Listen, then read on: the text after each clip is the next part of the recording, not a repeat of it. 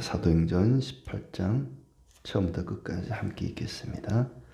그 후에 바울이 아덴을 떠나 고린도에 이르러 아굴라라 하는 본도에서 난 유대인 한 사람을 만나니 글라우디오가 모든 유대인을 명하여 로마에서 떠나라 한 고로 그가 그 아내 브리스길라와 함께 이달리아로부터 새로 온지라. 바울이 그에게 감에 생업이 같으므로 함께 살며 일을 하니 그 생업은 천막을 만드는 것이더라. 안식일마다 바울이 회당에서 강론하고 유대인과 헬라인을 권면하니라. 실라와 디모데가 마게도냐로부터 내려오매 바울이 하나님의 말씀에 붙잡혀 유대인들에게 예수는 그리스도라 밝히 증언하니 그들이 대적하여 비방하거늘 바울이 옷을 털면서 이르되 너희 피가 너희 머리로 돌아갈 것이요 나는 깨끗하니라. 이후에는 이방인에게로 가리라 하고 거기서 옮겨 하나님을 경외하는 디도 유소라 하는 사람의 집에 들어가니 그 집은 회당 옆이라. 또 회당장 그리스보가 온 지방과 더불어 주를 믿으며 수많은 고린도 사람도 듣고 믿어 세례를 받더라. 밤에 주께서 환상 가운데 바울에게 말씀하시되 두려워하지 말며 침묵하지 말고 말하라. 내가 너와 함께 있음에 어떤 사람도 너를 대적하여 해롭게 할 자가 없을 것이니 이는 이 성 중에 내 백성이 많음이라 하시더라. 1년 6개월을 머물며 그들 가운데서 하나님의 말씀을 가르치니라. 갈리오가 아가야 총독되었을 때에 유대인이 일제히 일어나 바울을 대적하여 법정으로 데리고 가서 말하되 이 사람이 율법을 어기면서 하나님을 경외하라고 사람들을 권한다 하거늘 바울이 입을 열고자 할 때에 갈리오가 유대인들에게 이르되 너희 유대인들아 만일 이것이 무슨 부정한 일이나 불량한 행동이었으면 내가 너희 말을 들어주는 것이 옳거니와 만일 문제가 언어와 명칭과 너희 법에 관한 것이면 너희가 스스로 처리하라. 나는 이러한 일에 재판장 되기를 원하지 아니하노라 하고 그들을 법정에서 쫓아내니 모든 사람이 회당장 소세네를 잡아 법정 앞에서 때리되 갈리오가 이 일을 상관하지 아니하니라. 바울은 더 여러 날 머물다가 형제들과 작별하고 배 타고 수리아로 떠나갈새 브리스길라와 아굴라도 함께 하더라. 바울이 일찍이 서원이 있었으므로 갱그레아에서 머리를 깎았더라. 에베소에 와서 그들을 거기 머물게 하고 자기는 회당에 들어가서 유대인들과 변론하니 여러 사람이 더 오래 있기를 청하되 허락하지 아니하고 작별하여 이르되 만일 하나님의 뜻이면 너희에게 돌아오리라 하고 배를 타고 에베소를 떠나 가이사라에 상륙하여 올라가 교회의 안부를 물은 후에 안디옥으로 내려가서 얼마 있다가 떠나 갈라디아와 부르기아 땅을 차례로 다니며 모든 제자를 굳건하게 하니라. 알렉산드리아에서 난 아볼로라는 유대인이 에베소에 이르니 이 사람은 언변이 좋고 성경에 능통한 자라. 그가 일찍이 주의 도를 배워 열심으로 예수에 관한 것을 자세히 말하며 가르치나 요한의 세례만 알 따름이라. 그가 회당에서 담대히 말하기 시작하거늘 브리스길라와 아굴라가 듣고 데려다가 하나님의 도를 더 정확하게 풀어 이르더라. 아볼로가 아가야로 건너가고자 하므로 형제들이 그를 격려하며 제자들에게 편지를 써 영접하라 하였더니 그가 감의 은혜로 말미암아 믿은 자들에게 많은 유익을 주니 이는 성경으로서 예수는 그리스도라고 증언하여 공중 앞에서 힘있게 유대인의 말을 이기미러라. 아멘. 예. 오늘도 주님의 은혜와 평강이 가득하기를 진심으로 축복합니다. 계속해서 2차 전도 여행이 진행되고 있습니다. 우리가 흔히 사도행전 그러면은 바울의 1차, 2차, 3차 전도 여행 이렇게 생각을 하는데 실상 그 1차, 2차, 3차 전도 여행에 관한 내용은 길지 않습니다. 많은 양을 차지하고는 있지 않아요. 굉장히 속도감 있게 막 빠르게 진행이 되죠.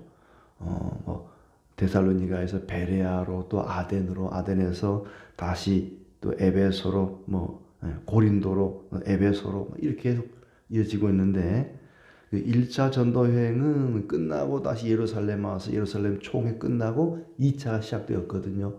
그 이제 15장에서 16장으로 이렇게 넘어가는데 이 18장은 이렇게 2차 전도 여행이 끝나고 슬그머니 3차 전도 여행으로 넘어가요. 뭐 실상은 그렇지 않더라도 기록상으로는 이제 그렇게 넘어간단 말이죠. 그러니까 오늘 1절부터 22절까지는 고린도 전도입니다. 고린도에 가서 이제 아덴을 떠나 고린도에 가서 전도를 하는데 22절에서 23절로 이제 넘어가면서 자연스럽게 3차 전도 여행이 시작이 됩니다.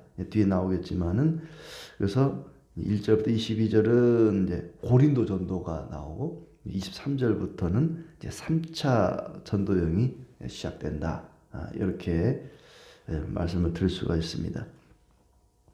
아덴에서 여러 가지 일이 있었죠. 그건 어제 17장 끝에 나오는 이야기들이니까 이제 철학자들과 논쟁이 있었던 그런 얘기입니다. 그리고 이제 거기서도 뭐 여전히 받아들이는 사람은 받아들이고 믿고 또 거부하는 사람은 거부하고 또 지켜보자 하는 사람은 또 지켜보고 그러니까 한 곳에 계속 머물 수가 없는 거죠. 유대인들은 계속해서 바울을 죽이겠다고 살기가 등등해서 쫓아다니고 자연스럽게 아덴을 떠나 고린도에 이르렀다. 그런데 고린도에는 이 바울을 돕는 사람들이 있습니다.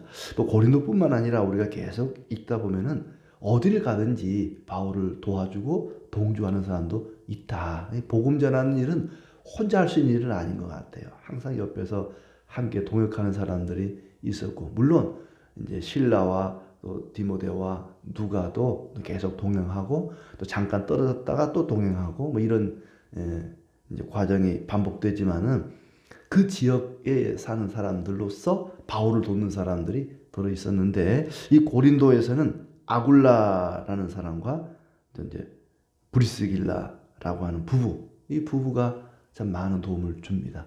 뒤에도 계속 이제 우리가 다른 서신서를 쭉 보면은 바울을 브리스길라 아굴라 부부가 많이 도와줬구나 하는 생각이 들고 뭐 자기 집을 예배당으로 내놓기도 하고 또 일단 업이 같았습니다. 같은 일을 하는 그러니까 바울도 그냥 복음만 전하는 것이 아니라 자기 직업이 있었죠. 그러니까 그 직업이라고 하는 것이 이제 먹고 살아야 되니까 돈벌이를 뭐 큰 사업을 한 건 아니고 천막을 만들어 팔면서 그걸로 복음 사역에 이렇게 보탬이 되도록 했고 아마 이제 브리스길라와 아굴라도 이 천막 장사를 하는 지금 천막 만드는 사람하고 이제 똑같이 생각하면 안 되고 그때는 아마 이게 집을 짓기가 어려우니까 이렇게 천막을 지어서 또 거처로 삼는 사람들이 이제 들어 있었던 것 같아요. 이렇게 천막 만드는 텐트 메이커가 이제 그들의 직업이었고 업이 같다 보니까 이제 뭔가 통하는 게 있었겠죠. 그리고 아굴라 브리스길라 부부도 역시 믿음을 가진 사람들이었고 원래는 이제 이탈리아에 사는 로마의 중심에 사는 사람들이었는데 황제가 유대인들은 다 나가라 추방 명령을 내리는 바람에 쫓겨나서 이 고린도에 와서 천막 장사를 하게 되었던 것입니다. 고린도에서도 역시 바울은 안식일마다 회당에 가서 강론을 했다. 유대인과 헬라인들을 권면했다. 그러니까 이 회당에 유대인들만 와 있었던 건 아닌 것 같아요. 헬라인들 중에서도 유대교에 관심을 가지고 여호와 하나님을 나도 한번 믿어보자 하고 이제 회당에 헬라인들도 이제 왔던 것 같아요. 유대인과 헬라인을 같이 권면을 합니다. 아덴 같은 경우는 회당에서 유대인들을 가르쳤고 장터에서 길거리에서 또 헬라인들을 철학자들과 쟁론을 하고 그랬는데 이 고린도에서는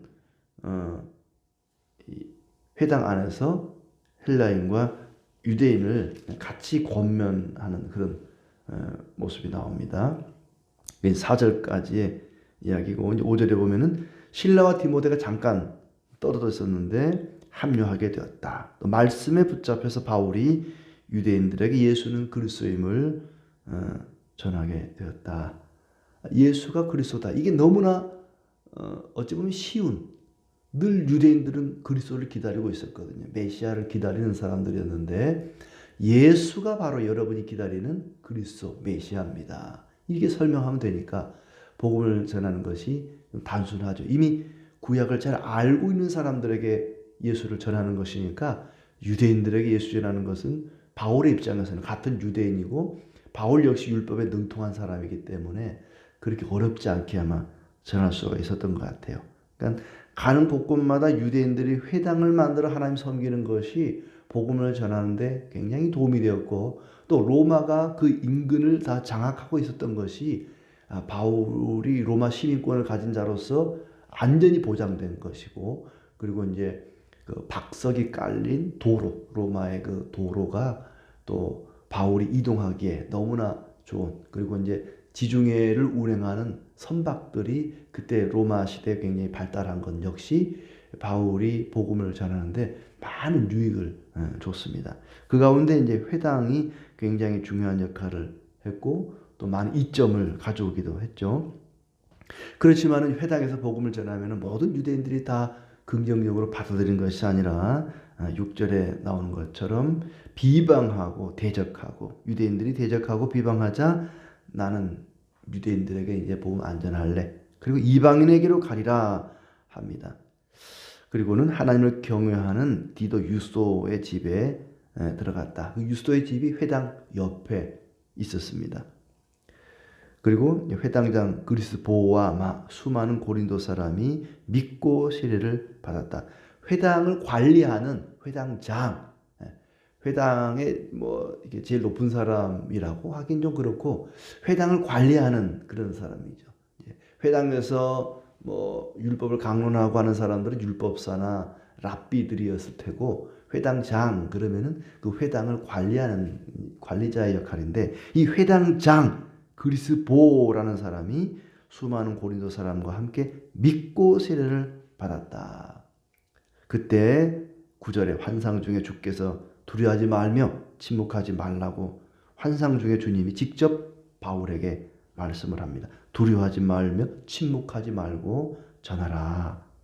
내가 너와 함께 있을 것이다. 어떤 사람도 너를 대적하여 해롭게 할 자가 없을 것이다. 이 성중에 내 백성이 많음이니라. 그래서 1년 6개월 동안 거기에 고린도에 머물면서 복음을 전했다. 유대인들이 바울을 법정으로 데려가서 고소합니다. 아마 그때 이제 갈리오가 아가야 총독되었을 때다. 그러니까 아가야 지방은 그 좀 넓은 의미, 뭐 경기도 안산시 그런 것처럼 아가야 지방의 고린도시 이런 식입니다. 그러니까 아가야는 좀 넓은 지역을 얘기하는 거죠. 그 갈리오라고 하는 로마 사람이 그 지역에 총독으로 온 겁니다. 그러니까 로마에는 황제가 있고 또 황제가 마치 그 일본에서 우리나라의 조선 총독부를 세워 총독을 보낸 것처럼 뭐 이토 히로부미인가 총독이 왔잖아요. 이게 로마에서 총독을 파견한 거. 네가 아가야 지방을 다스려라. 그리고 이제 또 이스라엘 같은 경우는 분봉왕 그 헤롯을 그 지역 사람을 왕으로 또 세우기도 하죠. 너 이 지역을 네가 다스려라. 그러니까 좀 그 정치 구조가 좀 복잡해요. 황제가 있고 땅이 로마가 너무 넓으니까 총독과 또 그 분봉왕을 또 세워서 그 지역을 다스리게 하고. 갈리오라는 사람은 유대인이 아니고 하나님 섬기는 사람이 아니고 로마의 총독입니다. 로마 총독이 그 아가야 지방을 와서 이제 다스리게 되었는데 이 유대인들은 이방 땅이니까 뭐 재판권도 없고 뭐 자기들이 법적으로 제재할 수 있는 방법이 없죠. 그래서 이 갈리오라는 총독에게 이 바울을 데리고 갑니다. 고소를 하죠. 13절에 보면은 무슨 이유로 고소를 하느냐? 이 사람이 율법을 어기면서 하나님을 경외하라고 사람들을 권한다. 이게 고발의 이유입니다. 이 사람이 율법을 가르쳐서 하나님을 경외하라고 사람들을 권한다. 과연 그게 처벌감이 될까요? 이 사람이 율법을 가르치면서 하나님 경외하라고 전한다. 총독 아가야가 입장에서 볼 때도 어이가 없는 거죠. 그 사람이 율법을 가르치든지 말든지 하나님 믿으라고 하든지 말든지 그건 니네가 알아서 할 일이지. 그걸 가지고 나한테 와가지고 법으로 처벌하라고 뭐 징역을 몇 년 때리라 벌금 얼마 물리라고 말하느냐. 그건 니네가 알아서 처리해라. 17절에 이제 15절에 만일 문제가 언어와 명칭과 너희 법에 관한 것이면 너희가 스스로 처리하라. 나는 이런 일에 재판장 되기를 원하지 아니하노라. 뭐 사람을 죽였거나 남의 걸 훔쳤거나 뭔가 피해를 줬으면 그건 내가 재판할 수 있지만 너네가 종교에 관한 문제인데 율법을 가르치든지 말든지 뭐 하나님을 믿으라고 하든지 뭐 알라를 믿으라고 하든지 부처를 믿으라고 하든지 그건 니네가 알아서 할 일이지. 그걸 왜 나한테 와가지고 처벌해달라 그러느냐. 나는 이런 일에 관여하고 싶지 않다. 왜냐하면 괜히 뭐 누구 편들어주면은 또 반대쪽에 있는 사람들이 막 들고 일어나고 데모할 거 아닙니까? 그러니까 나는 이런 일에 별로 신경 쓰고 싶지 않다. 그랬더니 유대인들이 이제 기분이 나빠가지고 누굽니까? 그 소스테네를 때리게 되었다. 17절에 보니까는 모든 사람이라는 게 이제 바울을 대적하는 사람이겠죠. 회당장 소스테네 앞에 이 사람도 이제 회당을 또 관리하는 사람이었던 것 같아요. 소스테네를 잡아 법정 앞에서 때리니까 갈리오가 이 일을 상관하지 아니하니라. 요건 좀 상관해야 되는데 사람을 때리는 있잖아요. 폭력을 행사하면은 이건 총독이 나서서 뭐 해야 되는데 딱 보니까 자기들끼리 이렇게 싸우는 것 같아요. 종교적인 문제로 싸우는 것 같아서 이제 좀 모른 척하고 그냥 지나가는 거죠. 지금도 종교 문제를 가지고 법원에 가면은 교단이나 교회 안에 어떤 교리적인 문제를 가지고 재판을 가잖아요. 그러면은 다 기각시킵니다. 몇 번 그런 걸 봤는데 이 종교 문제는 니네가 알아서 해라. 왜 이걸 법원에 와서 종교인들은 굉장히 도덕적으로 윤리적으로 뛰어나고 훌륭한 사람들인데 그런 거 하나도 해결 못하냐. 이걸 왜 나한테 세상 재판장한테 가지고 왔냐. 나 관여하고 싶지 않다. 이 재판에서 다 기각 또 각하에게 시켜버립니다. 그러니까 지금 아가야의 총독인 갈리오가 사실은 바른 판결을 내린 거예요. 이런 문제는 종교적인 문제인데 세상 법정에서 할 일이 아닌 것이죠. 자, 그리고 이제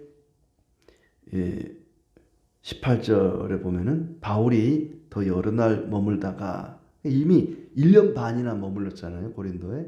형제들과 작별하고 브리스길라 아굴라 부부도 함께 이제 배를 타고 떠나갔다. 그리고 갱그레아에서 머리를 깎고 에베소에서 유대인과 잠깐 변론을 하고 고린도에서 에베소로 간 거죠. 사람들이 오래 있기를 청했지만 작별하고 가이사랴로 그리고 안디옥으로 가게 되었다. 이제 다시 이제 또 돌아오게 된 거죠. 그리고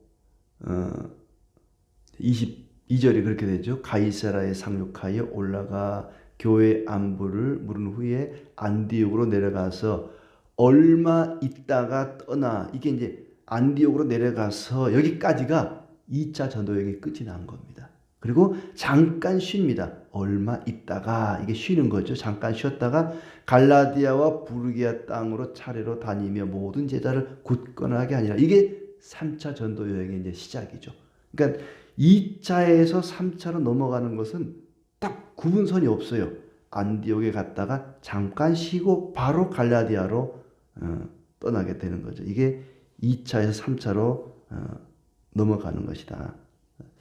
그러니까 참 바울은 지칠 줄 모르는 것 같아요. 쉼 없이 잠깐 쉬었다 곧바로 또 전도여행을 시작하는데 3차 전도여행은 1, 2차 전도 시에 세웠던 교회들을 돌아보면서 격려하는 일을 하게 됩니다. 24절부터 28절까지는 아볼로라는 사람이 에베소에서 복음 전하는 일이 잠깐 소개가 되고 있죠. 예수에 관한 도를 배워 열심으로 말하며 가르치는데 요한의 세례만 알고 있었다. 이 아볼로가 나중에도 이제 나옵니다만은 굉장히 언변에 능통하고 성경을 잘 아는 그런 사람이었다. 그런데 그가 요한의 세례만 알고 있었다. 그래서 브리스길라 아굴라 부부가 이 아볼로를 데려다가 하나님의 도를 더 정확하게 풀어 가르쳤다. 이 요한의 세례 요한의 대해서만 알았다는 것은 뭐냐면은 세례 요한은 회개하라, 천국이 가까웠느니라, 이게 요한이 가르친 것이잖아요. 회개하라, 회개 세례, 회개 세례, 죄를 뉘우치고 죄 용서를 받는 거죠. 단순히 회개만 하면 되는 게 아니라 예수님을 믿어야 합니다. 예수님의 어떤 부활과 새 생명의 도는 몰랐던 거죠. 이 아볼로라는 사람은 회개하고 죄 사함을 받으면은 구원을 받는다, 여기까지만 알고 주님의 부활과 예수님을 믿음으로 새 생명을 얻는다는 것까지는 몰랐다는 거죠. 그래서 이제 브리스길라 아굴라 부부가 아볼로에게 그것까지 가르쳐 준 겁니다. 회개하는 데서 머물 것이 아니라 돌이켜 부활의 주님을 믿음으로 새 생명을 얻어야 된다. 그러니까 회개하는 것은 절반입니다. 절반. 가던 길을 되돌아오는 것이 회개죠. 돌이켰으면 다시 와야죠. 이게 이제 부활의 예수님을 믿고 하나님께 나아가는 것입니다. 그것까지 가르쳤다. 여기서 우리가 주목할 부분은 아까 9절 말씀에 밤에 주께서 환상 가운데 바울에게 나타나서 말씀하신 것이죠. 그리스도가 환상이든 환상이겠죠. 꿈이나 환상을 통해서 직접 바울에게 나타나서 격려한 것은 이 부분이 처음입니다. 그만큼 고린도에서 바울은 심리적으로 굉장히 위축되고 위기를 두려움을 느끼고 있었다 하는 것이죠. 유대인들이 핍박을 하면서 다시는 회당을 사용하지 못하게 했던 것입니다. 7절에 보시면 디도 유소라는 사람의 집에 들어가니 그 집은 회당 옆이라. 회당에서 복음을 전하니까 유대인들이 핍박을 하면서 다시는 회당에서 복음을 전하지 못하게 하게 되었고, 회당 옆에 있는 다른 사람의 집에 들어가서 복음을 또 전하게 됩니다. 사도도 역시 사람이죠. 우리와 똑같은 성정을 가진 사람입니다. 두려움도 느끼고 무서움도 느낄 수 있겠죠. 유대인들이 핍박을 하니까 두려움을 느꼈던 것 같아요.